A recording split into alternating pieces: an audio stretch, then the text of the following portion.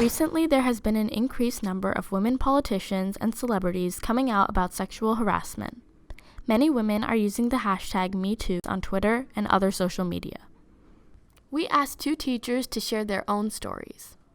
The worst case scenario I had was I was in my 20s and there was a man who was in his 50s, and he asked me, it's not a terrible thing, he asked me if I could kiss him if I wanted data, scientific data. When I was 12 or 13, my uncle remarried, and his new wife's father befriended our family, and it seemed like a really nice old fellow.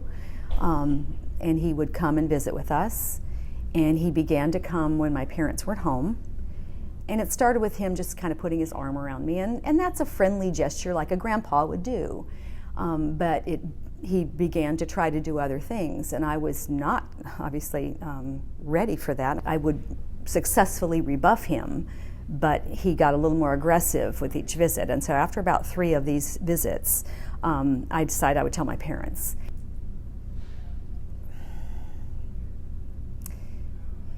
It affected me. It still affects me. Ms. Hutley and Ms. Hauk offered their own advice on how to cope with these tough situations. I'm proud of these women, and men too. Both sexes get harassed, and we need to stand up and say this is wrong. You have to be direct and you have to be confrontational, and that's really hard for a lot of people to do because we're brought up to be polite, but certainly I was never going to kiss this man to get anything, so that was not going to happen. Find somebody safe to talk about it. Evil always manages to do well in the dark, and when it is brought into the light, it can be dealt with. Left unspoken, it just grows and eats and gnaws. In the past, social media movements haven't always brought change. Ms. Hutley feels that people must do more than just share a hashtag.